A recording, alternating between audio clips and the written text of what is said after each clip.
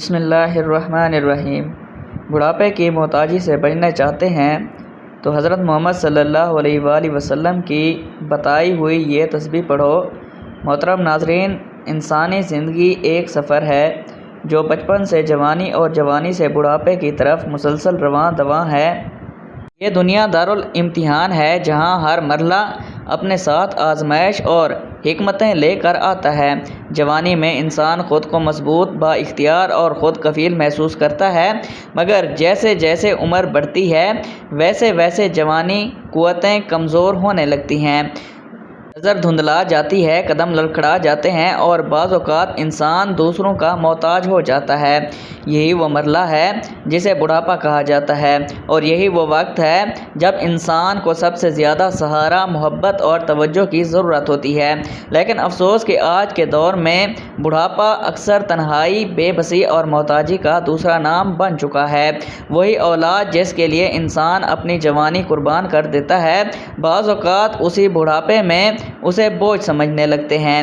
یہ ایک تلخ حقیقت ہے کہ دنیا کی محبتیں اکثر وقتی ہوتی ہیں، مگر اللہ تعالیٰ کی رحمت اور اس کی پناہ ہمیشہ باقی رہتی ہے۔ اسی لیے اسلام ہمیں یہ سکھاتا ہے کہ ہم اپنی زندگی کے ہر مرحلے میں اللہ کی طرف رجوع کریں، خاص طور پر بڑھاپے کی کمزوریوں اور محتاجی سے بچنے کے لیے اس کی پناہ طلب کریں۔ قرآن پاک میں اللہ تعالیٰ نے انسان کی تخلیق اور اس کے مختلف مراحل کو بیان کرتے ہوئے فرمایا، ترجمہ: اللہ تعالیٰ وہ ہے جس نے تمہیں کمزوری سے پیدا کیا، کمزوری کے بعد قوت دی، پھر قوت کے بعد کمزوری اور بڑھاپا دیا۔ اسی طرح ایک دوسرے مقام پر ارشاد فرمایا، ترجمہ: اور تم میں سے کچھ وہ ہیں جو بدترین عمر یعنی نہیں بڑھاپے کی طرف لوٹا دیے جاتے ہیں۔ یہ آیات ہمیں یاد دلاتی ہے کہ بڑھاپا ایک فطری مرحلہ ہے، مگر اس کے اثرات سے بچاؤ اور آسانی کے لیے ہمیں اللہ تعالیٰ سے مدد مانگنی چاہیے۔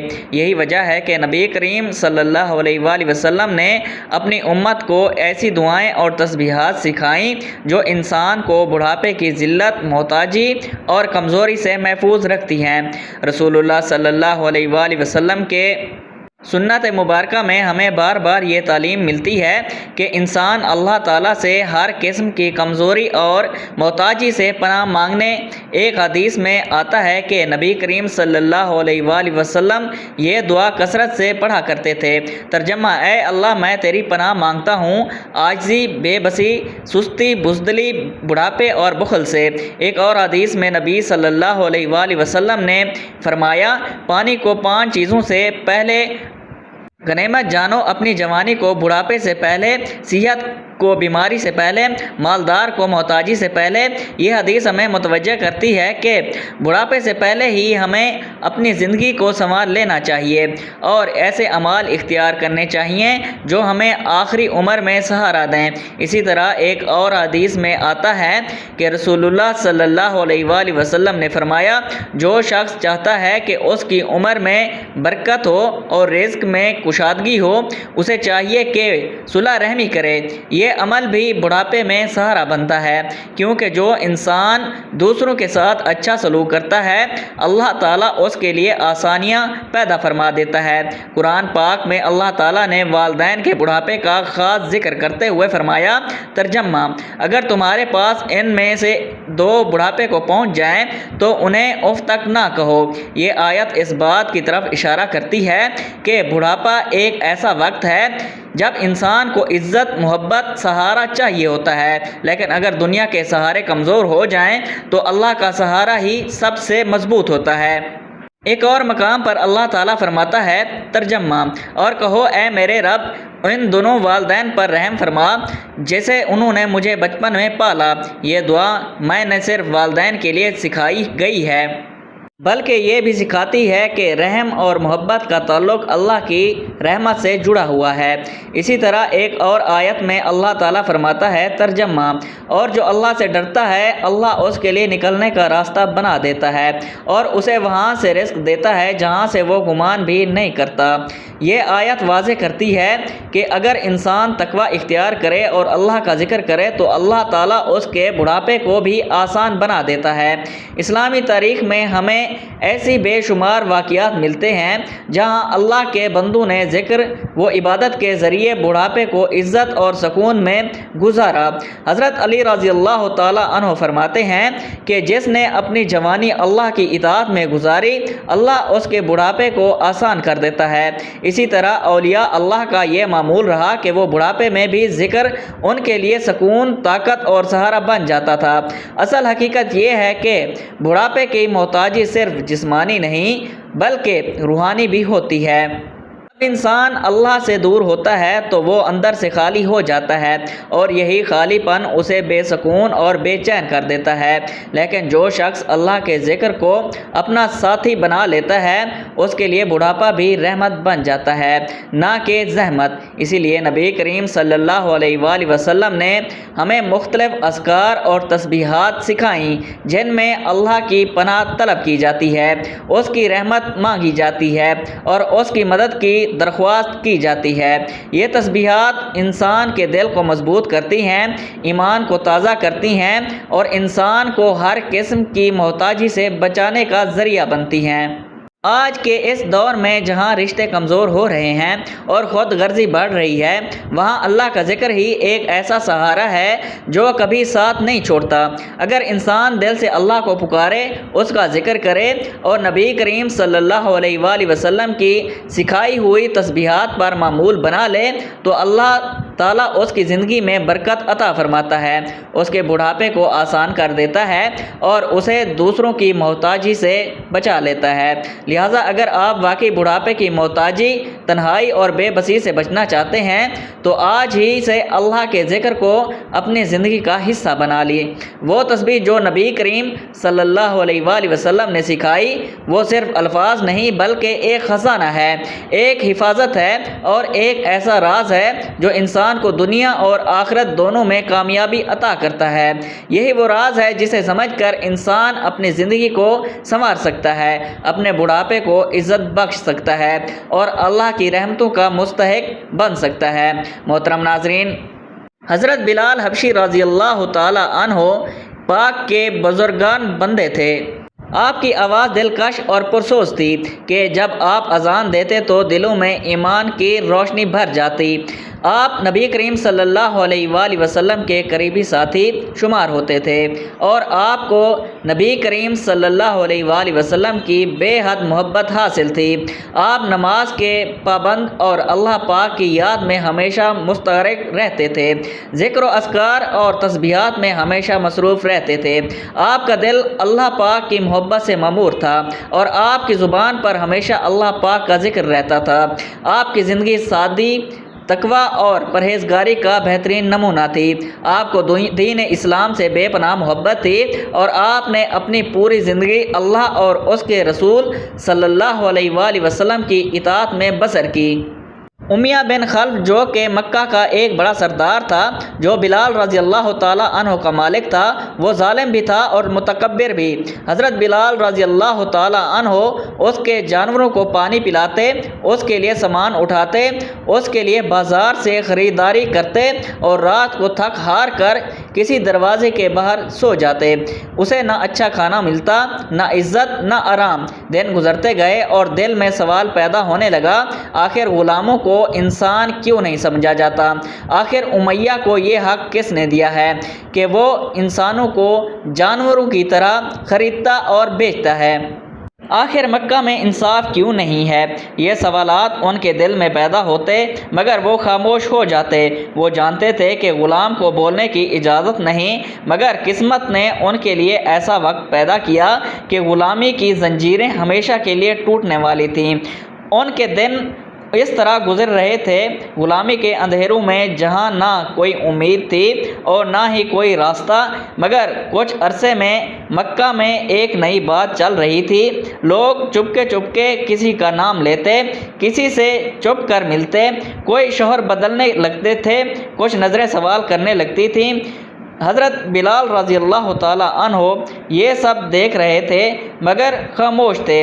وہ صرف غلام تھے، انہیں کیا لینا دینا کہ کون کیا کر رہا ہے، کون کس کے پیچھے جا رہا ہے۔ مگر ایک دن انہوں نے بازار میں سنا کہ مکہ کے سب سے سچے اور ایماندار شخص محمد بن عبداللہ ایک نیا دین لے کر آئے ہیں۔ وہ کہہ رہے ہیں کہ صرف ایک اللہ تعالیٰ کی عبادت کرو، سب انسان برابر ہیں، کوئی غلام اور آقا نہیں، سب اللہ کے بندے ہیں۔ یہ الفاظ حضرت بلال رضی اللہ تعالیٰ عنہ کے دل میں چپکنے لگا۔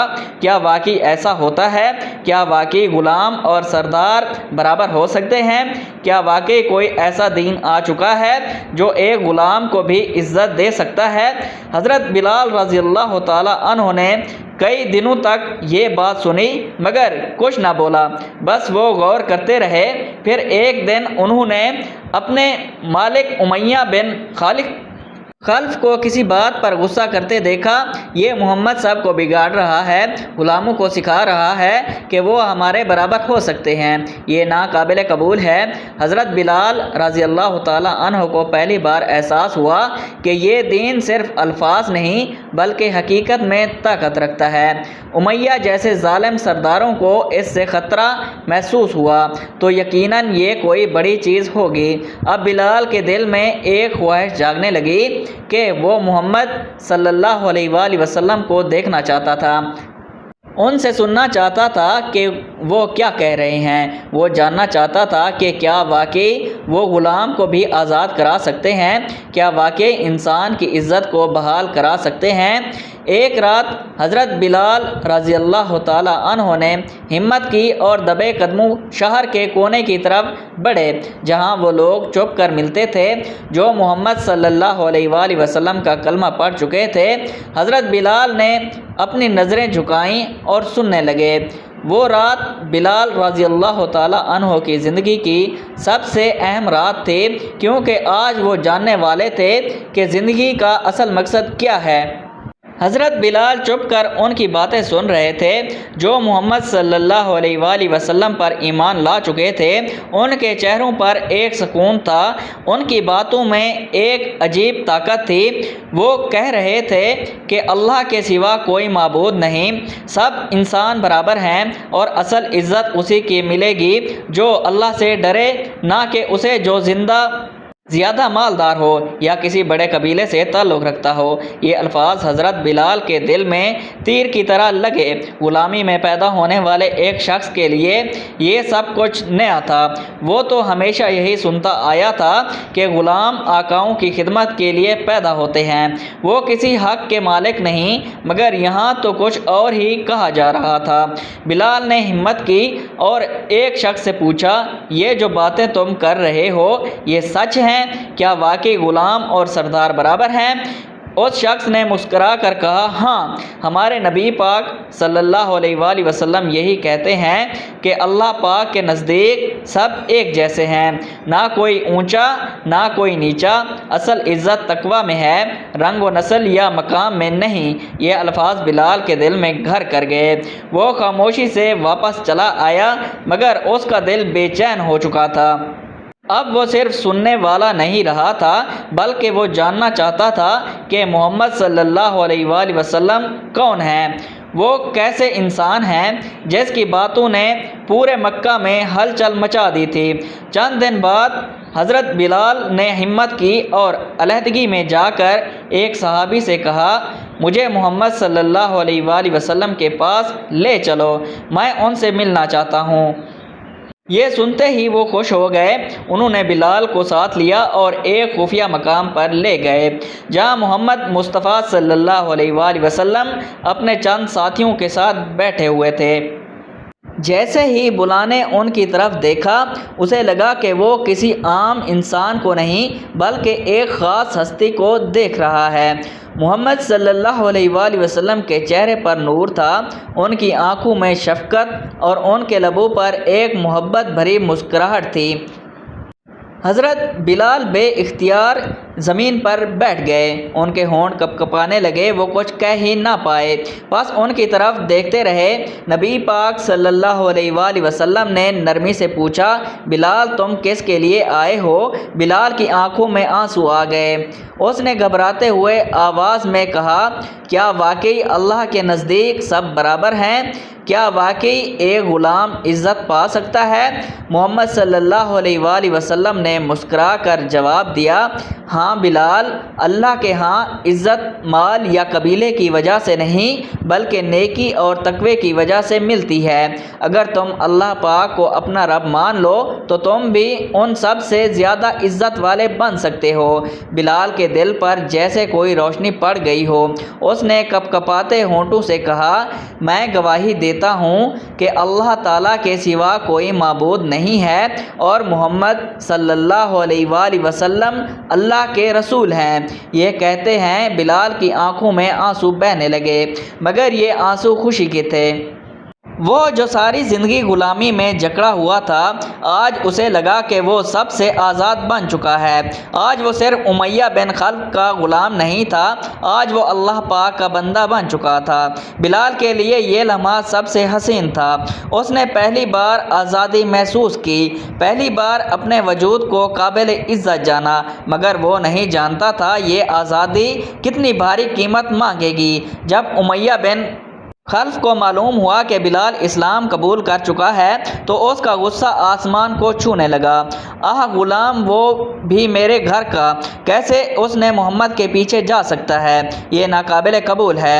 امیہ نے بلال کو بلایا، اس کے چہرے پر نفرت تھی۔ بلال نے سنا ہے کہ تم نے محمد کا دین اختیار کر لیا ہے، فوراً انکار کر دو ورنہ انجام بہت برا ہوگا۔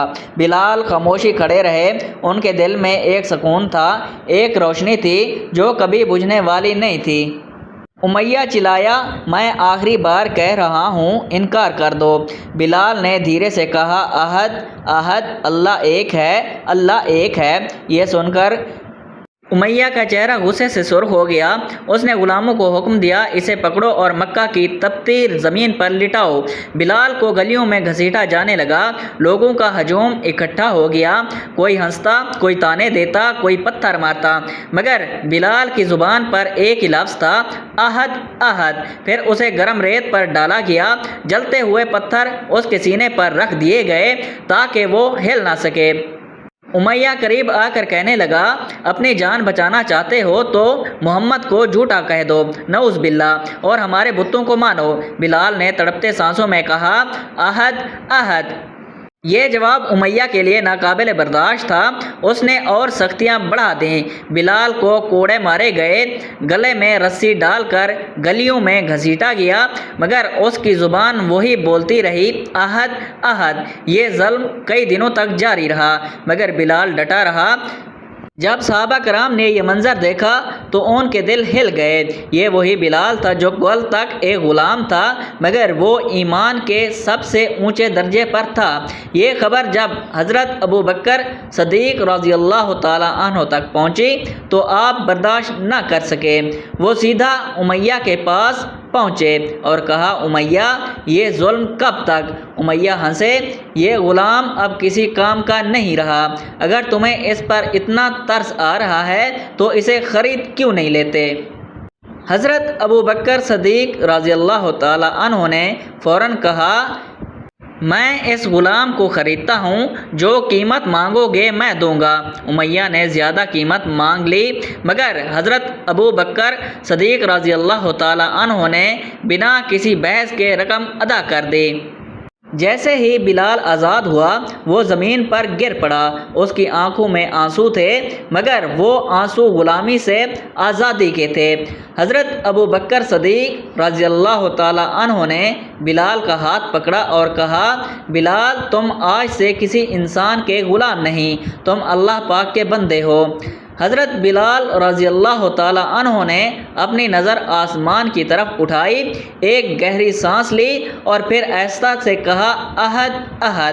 بلال اب آزاد ہو چکے تھے، مگر ان کی آزمائش ابھی ختم نہیں ہوئی تھی۔ وہ جان چکے تھے کہ یہ دنیا کسی آزاد انسان کے لیے بھی آسان نہیں، خاص طور پر جب وہ سچائی کے راستے پر ہو، مگر اب بلال کے پاس وہ چیز تھی جو اس سے پہلے کبھی بھی نہیں تھی، ایمان کی روشنی، نبی پاک صلی اللہ علیہ وآلہ وسلم کی قربت اور اللہ پاک کی محبت۔ بلال ہر وقت نبی پاک صلی اللہ علیہ وآلہ وسلم کے ساتھ رہتے، ان کے حکم پر لبیک کہتے، ہر مشکل میں ساتھ کھڑے ہوتے۔ وہ غلامی سے آزاد ہونے کے بعد بھی ایک عام آدمی کی طرح زندگی گزار سکتے تھے، مگر انہوں نے اپنی زندگی کا ایک ہی مقصد بنا لیا تھا، اسلام کی خدمت اور رسول اللہ صلی اللہ علیہ وآلہ وسلم کی اطاعت۔ ایک دن نبی پاک صلی اللہ علیہ وآلہ وسلم نے مسجد کی تعمیر کا حکم دیا۔ تمام صحابہ مل کر اینٹیں اور پتھر اٹھا رہے تھے۔ حضرت بلال رضی اللہ تعالی عنہ بھی سب کے ساتھ مل کر کام کر رہے تھے، پسینے میں شرابور، مگر چہرے پر ایک عجیب خوشی تھی۔ وہ جانتے تھے کہ وہ کسی عام عمارت نہیں بن کے اللہ تعالیٰ کے گھر کی تعمیر میں حصہ لے رہے ہیں۔ پھر وہ لمحہ آیا جو تاریخ میں ہمیشہ کے لیے یاد رکھا گیا۔ جب مسجد مکمل ہو گئی تو سوال اٹھا کہ نماز کے لیے لوگوں کو کیسے بلایا جائے۔ کوئی صحابہ نے مشورہ دیا نہ کوس بجایا جائے، کچھ نے کہا آگ جلائی جائے، مگر نبی کریم صلی اللہ علیہ وآلہ وسلم نے خواب میں خاص الفاظ سنے، وہ الفاظ جو قیامت تک نماز کے لیے گونجیں گے، وہ الفاظ جو اللہ پاک کی طرف بلانے کا سب سے خوبصورت ذریعہ بنیں گے۔ جب اذان کے لیے کسی کو منتخب کرنے کا وقت آیا تو نبی پاک صلی اللہ علیہ وآلہ وسلم نے محبت بھری نظر سے حضرت بلال کو دیکھا اور فرمایا، بلال یہ کام تم کرو گے۔ حضرت بلال رضی اللہ تعالی عنہ کا دل دھڑک اٹھا، جو کل تک غلام تھا آج اسلام کی سب سے بڑی آواز بننے جا رہا تھا۔ وہ کھڑے ہوئے مدینے کے بلند جگہ پر چڑھ کر اپنی گہری آواز میں پکارا، اللہ اکبر، اللہ اکبر۔ یہ الفاظ مدینے کے فضاؤں میں گونج اٹھے، لوگوں نے دل لرز گئے، ایمان تازہ ہو گئے۔ وہی بلال جو کل تک مکہ کی زمین میں رسیاں ڈال کر گھسیٹے جا رہے تھے، آج اسلام کی آواز بن چکے تھے۔ یہ ان کی سب سے بڑی عزت تھی، یہ ان کی صبر اور استقامت کا انعام تھا۔ بلال کی اذان سن کر نبی کریم صلی اللہ علیہ وآلہ وسلم کی آنکھوں میں آنسو آ گئے۔ یہ وہی غلام تھا جسے لوگ کم تر سمجھتے تھے، مگر آج وہی غلام اسلام کا سب سے پہلا مؤذن بن چکا تھا، وہ شخص جس کی آواز قیامت تک مسلمانوں کی نماز زون کے لیے بلاتی رہے گی۔ حضرت بلال کی زندگی کا ہر لمحہ رسول اللہ صلی اللہ علیہ وآلہ وسلم کے ساتھ گزرا۔ وہ جنگوں میں بھی شریک ہوئے، انہوں نے سختیاں برداشت کیں، مگر کبھی پیچھے نہیں ہٹے۔ ان کا ایمان اتنا مضبوط ہو چکا تھا کہ اب دنیا کی کوئی طاقت اسے ہلا نہیں سکتی تھی، مگر بلال کے آزمائش کا سب سے سخت وقت ابھی باقی تھا، وہ وقت جب محبوب نبی کریم صلی اللہ علیہ وآلہ وسلم اس دنیا سے رخصت ہونے لگے۔ مدینہ کی فضاؤں میں اداسی چھا چکی تھی، ہر آنکھ اشک بار تھی، ہر دل بوجھل تھا۔ وہ ہستی جس کے وجود سے مدینہ روشن تھا، اب وہ دنیا کو الوداع کہنے والی تھی۔ جب نبی کریم صلی اللہ علیہ وآلہ وسلم کا وصال شریف ہوا، بلال کے لیے ایک خبر ناقابل برداشت تھی۔ وہ جو ہر لمحہ نبی پاک صلی اللہ علیہ وآلہ وسلم کے ساتھ رہتے تھے، جو ہر نماز میں ان کے لیے اذان دیتے تھے، وہ کیسے اس حقیقت کو قبول کرتے کہ اب وہ نبی کریم صلی اللہ علیہ وآلہ وسلم کی زیارت نہیں کر سکیں گے۔ حضرت بلال رضی اللہ تعالی عنہ پر غم کے پہاڑ ٹوٹ پڑے۔ جب اگلی نماز کا وقت آیا، لوگوں نے بلال سے اذان دینے کے لیے کہا تو وہ کانپ اٹھے۔ انہوں نے مدینہ کی فضاؤں میں اپنی آواز بلند کی، اللہ اکبر، اللہ اکبر، لیکن جب وہ اشہد ان محمد رسول اللہ پر پہنچے تو ان کے ہونٹ کپ کپانے لگے، آنکھوں سے آنسو جاری ہو گئے اور مزید نہ بول سکے۔ نبی پاک صلی اللہ علیہ وآلہ وسلم کا نام نام لیتے ہی ان کا دل ٹوٹ گیا، ان کی آواز بیٹھ گئی اور وہ آذان مکمل نہ کر سکے۔ یوں پورا مدینہ رونے لگا، ہر شخص پر غم کی لہر چھا گئی۔ حضرت بلال رضی اللہ تعالیٰ عنہ نے فیصلہ کر لیا کہ وہ اب مدینہ میں نہیں رہ سکتے۔ ہر گلی، ہر راستہ، ہر جگہ انہیں نبی پاک صلی اللہ علیہ وآلہ وسلم کی یاد دلاتی تھی۔ انہوں نے حضرت ابو بکر صدیق رضی اللہ تعالیٰ عنہ سے درخواست کی کہ انہیں کسی اسلامی لشکر کے ساتھ جہاد کے لیے بھیج دیا جائے۔ حضرت ابو بکر صدیق رضی اللہ تعالیٰ عنہ نے بلال کو روکنے کی کوشش کی، مگر بلال نے کہا، میں وہ نہیں بن سکتا جو میں رسول اللہ صلی اللہ علیہ وآلہ وسلم کے ساتھ تھا، اب میرا مدینہ میں دل نہیں لگتا۔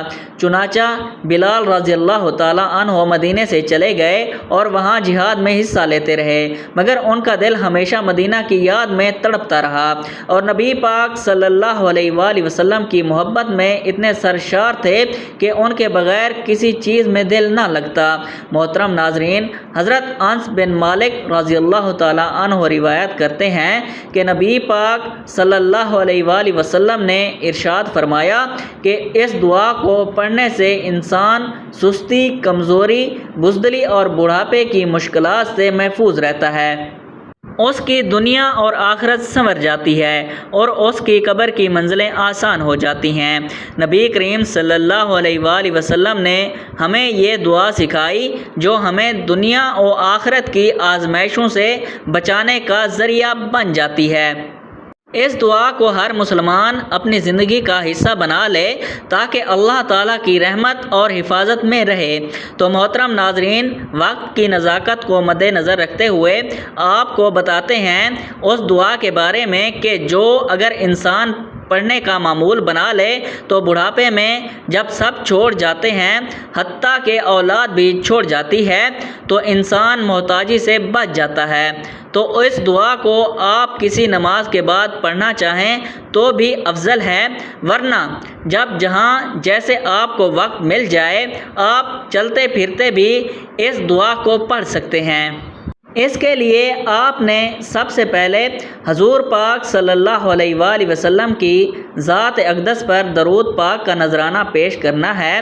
درود پاک آپ مختصر سا بھی پڑھ سکتے ہیں، صلی اللہ علیہ وآلہ وسلم، لیکن درود ابراہیمی کی فضیلت بہت زیادہ ہے، اسی لیے ثواب کے طور پر ایک مرتبہ میرے ساتھ بھی درود ابراہیمی پڑھ لیجئے۔ اللہم صلی علی محمد وعلی آل محمد کما صلیت علی ابراہیم وعلی آل ابراہیم انک حمید مجید۔ اللہم بارک علی محمد وعلی آل محمد کما بارکت علی ابراہیم وعلی آل ابراہیم انک حمید مجید۔ درود پاک پڑھنے کے بعد آپ نے سب سے پہلے ہاتھوں کی انگلیوں پر یا تسبیح کے دانوں پر گن کر صرف 21 مرتبہ حسبی اللہ لا الہ الا ہو علیہ وتوکلت، ترجمہ اللہ ہی مجھے کافی ہے، اس کے سوا کوئی معبود نہیں، اس پر میں نے بھروسہ کیا، پڑھ لینا ہے۔ اور اس کے بعد آپ نے عمل کی تسبیح یعنی یہ دعا، اللہم انی اعوذ بک من جزع الکسل وجبن والحرم والبخل واعوذ بک من عذاب القبر ومن فتنۃ المحیا والممات، ترجمہ اے اللہ میں تیری پناہ مانگتا ہوں عاجزی، بے بسی اور سستی سے اور بزدلی اور بڑھاپے کی کمزوری سے اور بخل سے، اور میں تیری پناہ مانگتا ہوں قبر کے عذاب سے اور زندگی اور موت کے آزمائش سے۔ اس کو آپ نے ہاتھوں کی انگلیوں پر یا تسبیح کے دانے پر گن کر 71 مرتبہ پڑھ لینا ہے، اور پھر اس کے بعد ہاتھوں کی انگلیوں یا تسبیح کے دانے پر گن کر پورے 100 مرتبہ یا حیو یا قیوم پڑھ لینا ہے، اور پھر آخر میں اتنا ہی درود پاک پڑھ لینا ہے جتنا عمل کے شروع میں پڑھا تھا۔ ناظرین، ایک دن حضرت بلال رضی اللہ تعالیٰ عنہ خواب میں نبی کریم صلی اللہ علیہ وآلہ وسلم کی زیارت کرتے ہیں۔ نبی پاک صلی اللہ علیہ وآلہ وسلم ان سے فرماتے ہیں، بلال یہ کیا بے وفائی ہے، کیا تمہیں ہماری یاد نہیں آتی؟ یہ خواب دیکھ کر حضرت بلال رضی اللہ تعالیٰ عنہ کی بے قراری حد سے بڑھ گئی، وہ فوراً مدینہ کے لیے روانہ ہو گئے۔ جیسے ہی وہ مدینہ پہنچے لوگ ان کے پاس دوڑ پڑے کہ بلال واپس آ گئے۔ حضرت حسن اور حضرت حسین رضی اللہ تعالیٰ عنہ نبی کریم صلی اللہ علیہ وآلہ وسلم کے نواسے حضرت بلال رضی اللہ تعالیٰ عنہ کے پاس آئے اور کہا، بلال آج ایک بار اذان دے دو تاکہ مدینہ پھر وہ آواز سنے جو ہم سب کے دلوں کو سکون بخشتی ہے۔ حضرت بلال رضی اللہ تعالیٰ عنہ انکار نہ کر سکے، وہ مسجد نبوی میں کھڑے ہوئے اور اس کے بعد پھر اذان دی، اللہ اکبر اللہ اکبر۔ پورا مدینہ لرز اٹھا، لوگ اپنے گھروں سے باہر نکل آئے، ہر آنکھ اشکبار ہوئی، ایسا لگ رہا تھا جیسے نبی کریم صلی اللہ علیہ وآلہ وسلم واپس آ گئے ہوں، جیسے وہی مدینہ کا خوبصورت وقت لوٹ آیا ہو۔ حضرت بلال رضی اللہ تعالیٰ عنہ کی اذان سن کر ہر شخص رو رہا تھا، اور جب انہوں نے اشہد ان محمد رسول اللہ کہا تو مدینہ میں بکا مچ گئی۔ لوگوں نے گریہ کیا جیسے ابھی نبی پاک صلی اللہ علیہ وآلہ وسلم کا وصال شریف ہوا ہو۔ یہ حضرت بلال رضی اللہ تعالیٰ عنہ کی زندگی کا سب سے جذباتی لمحہ تھا، اور اس کے بعد وہ زیادہ عرصہ زندہ نہ رہے۔ وہ شام واپس چلے گئے اور پھر وہاں بعد میں بیمار ہو گئے۔ جب وفات کا وقت آیا تو ان کی بیوی رونے لگی، ہے افسوس بلال جا رہے ہیں۔ حضرت بلال رضی اللہ تعالیٰ عنہ مسکرا کر کہنے لگے، افسوس نہ کر، خوشی مناؤ، بلال اپنے محبوب محمد مصطفیٰ صلی اللہ علیہ وآلہ وسلم اور ان کے صحابہ کرام رضی اللہ تعالیٰ عنہ سے ملے گا۔ یہ کہہ کر حضرت بلال رضی اللہ تعالیٰ عنہ کی روح پرواز کر گئی اور خالق حقیقی کے پاس چلی گئی۔ ایک شخص جو غلام تھا مگر ایمان نے اسے اسلام کا سب سے بڑا مؤذن بنا دیا، وہ شخص جس کی اذان قیامت تک زندہ رہے گی، آج اپنے نبی کریم صلی اللہ علیہ وآلہ وسلم سے جا ملا، اور آپ رضی اللہ تعالیٰ عنہ کو دنیا میں ہی بشارت جنت عطا ہوئی۔ سبحان اللہ۔ ناظرین، انسان کی زندگی کا سب سے نازک اور حساس مرحلہ بڑھاپا ہوتا ہے، جہاں نہ صرف جسم کمزور ہوتا ہے بلکہ انسانی جذبات اور معاشرتی طور پر بھی سہارا چاہتا ہے۔ لیکن اگر انسان اپنی جوانی میں ہی اللہ تعالیٰ سے تعلق مضبوط کر لے، اس کے ذکر کو اپنی زندگی کا لازمی حصہ بنا لے اور نبی کریم صلی اللہ علیہ وآلہ وسلم کی سکھائی ہوئی تسبیحات کو اپنا معمول بنا لے، تو پھر بڑھاپے کی محتاجی، تنہائی اور بے بسی سے بڑی حد تک محفوظ رہ سکتا ہے۔ حقیقت یہ ہے کہ دنیا کے رشتے وقت کے ساتھ کمزور ہو سکتے ہیں، مگر اللہ تعالیٰ کا ساتھ کبھی نہیں چھوٹتا۔ وہی ذات ہے جو بندے کو ہر حال میں سنبھال لیتی ہے، اس کی حاجات پوری کرتی ہے اور اسے عزت کے ساتھ زندگی گزارنے کی توفیق عطا فرماتی ہے۔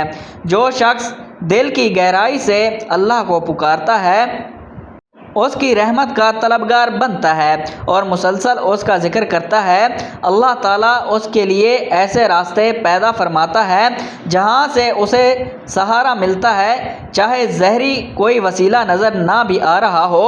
یہی وہ راز ہے جسے نبی کریم صلی اللہ علیہ وآلہ وسلم نے اپنی امت کو سکھایا کہ اللہ کی پناہ مانگو، خاص طور پر عاجزی، کمزوری اور بڑھاپے کی ذلت سے۔ اگر آج ہم اس تسبیح کو اپنا معمول بنا لیں، اسے یقین اور اخلاق کے ساتھ پڑھیں، تو نہ صرف ہماری موجودہ زندگی میں سکون آئے گا بلکہ ہمارا آنے والا بڑھاپا بھی عزت، راحت اور اللہ کی خاص رحمتوں کے ساتھ گزرے گا۔ لہٰذا دیر نہ کریں، آج ہی سے اس مبارک تسبیح کو اپنی زندگی کا حصہ بنا لیں، کیونکہ یہی وہ عمل ہے جو انسان کو دنیا میں بھی بے نیاز بناتا ہے اور آخرت میں بھی کامیابی کا ذریعہ بناتا ہے۔ اللہ تعالیٰ ہم سب کو اپنی رحمتوں میں جگا دے اور ہمیں بڑھاپے کی محتاجی سے محفوظ فرمائے، آمین۔ دعا ہے کہ اللہ تعالیٰ نیکی کی بات کو سننے، سمجھنے اور اس پر عمل کرنے کی طاقت اور توفیق عطا فرمائے۔ میرا سنانا اور آپ کا سننا اپنی بارگاہ میں قبول و منظور فرمائے، آمین۔ ناظرین، آخر میں گزارش ہے کہ اللہ تعالیٰ کے 99 بابرکت ناموں میں سے کوئی ایک نام لکھ کر کمنٹس میں ضرور شیئر کریں۔ اللہ تعالیٰ ہم سب کا حامی و ناصر ہو، آمین۔ جزاک اللہ۔